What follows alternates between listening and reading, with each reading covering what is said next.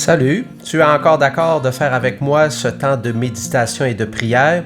Alors je t'invite à bien te disposer, trouve le moment, trouve le lieu qui va vraiment t'aider. Qu'est-ce que c'est en fin de compte dans une journée, dans une semaine? Je ne connais pas ta régularité dans la prière, mais de se donner un 10-15 minutes de temps d'arrêt de prière. Le Seigneur, tu l'aimes comme moi, alors on va se disposer et tu sais que j'utilise toujours la parole de Dieu. J'essaie d'utiliser la parole du jour. Alors, on prend notre temps pour approfondir la parole de Dieu parce que la parole de Dieu, elle veut s'incarner à l'intérieur de nous. Alors, ça vaut vraiment la peine. Alors, prends le temps avec moi, puis je vais t'accompagner dans tout ça. Bonjour. Aujourd'hui, dimanche, le 20 novembre, je vais prendre l'Évangile qui est tiré de Saint Luc.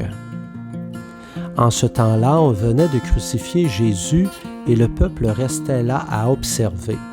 Les chefs tournaient Jésus en dérision et disaient « Il en a sauvé d'autres, qu'il se sauve lui-même s'il est le Messie de Dieu l'élu. » Les soldats aussi se moquaient de lui. S'approchant, ils lui présentaient de la boisson vinaigrée en disant « Si tu es le roi des Juifs, sauve-toi toi-même. » Il y avait aussi une inscription au-dessus de lui « Celui-ci est le roi des Juifs. » L'un des malfaiteurs suspendu en croix l'injuriait. « N'es-tu pas le Christ? Sauve-toi toi-même et nous aussi. » Mais l'autre lui fit de vifs reproches. « Tu ne crains donc pas Dieu? Tu es pourtant un condamné. Toi aussi. Et puis, pour nous, c'est juste. Après ce que nous avons fait, nous avons ce que nous méritons. Mais lui, il n'a rien fait de mal. » Et il disait, « Jésus, souviens-toi de moi quand tu viendras dans ton royaume. » Jésus lui déclara, « Amen, je te le dis, aujourd'hui avec moi tu seras dans le paradis. » Alors toujours dans notre première partie, on essaie de comprendre le texte. Alors on essaie de s'imaginer Jésus crucifié avec les deux malfaiteurs, quand on lui donne une boisson vinaigrée, quand on rit de lui, quand justement le bon larron dit, Jésus dit « Tu seras avec moi ». Alors essayez de vous imaginer toute cette scène, approfondissez tout cet élément. Alors je vous donne quelques instants de silence, prenons notre temps pour approfondir ce message.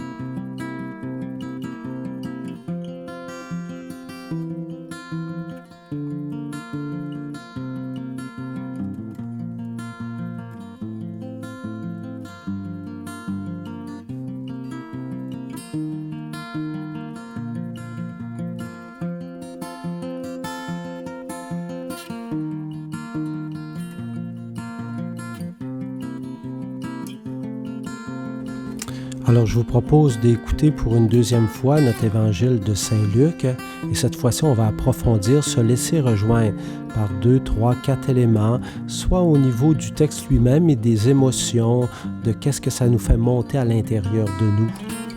En ce temps-là, on venait de crucifier Jésus et le peuple restait là à observer. Les chefs tournaient Jésus en dérision et disaient « Il en a sauvé d'autres, qu'il se sauve lui-même, s'il est le Messie de Dieu l'élu. » Les soldats aussi se moquaient de lui. S'approchant, ils lui présentaient de la boisson vinaigrée en disant « Si tu es le roi des Juifs, sauve-toi toi-même. » Il y avait aussi une inscription au-dessus de lui « Celui-ci est le roi des Juifs. » L'un des malfaiteurs, suspendu en croix, l'injuriait. « N'es-tu pas le Christ? Sauve-toi toi-même et nous aussi. » Mais l'autre lui fit de vifs reproches.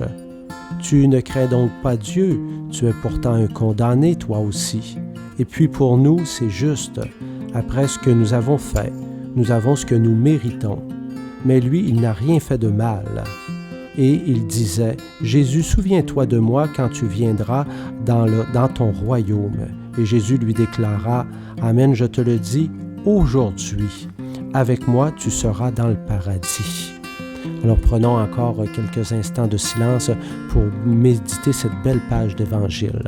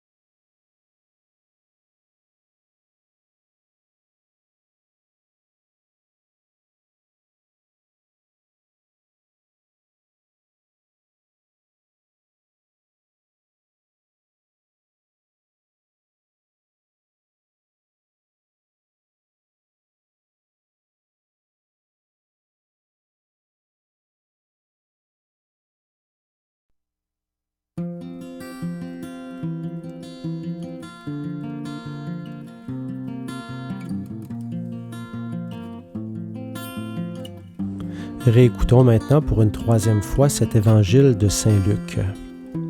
En ce temps-là, on venait de crucifier Jésus et le peuple restait là à observer.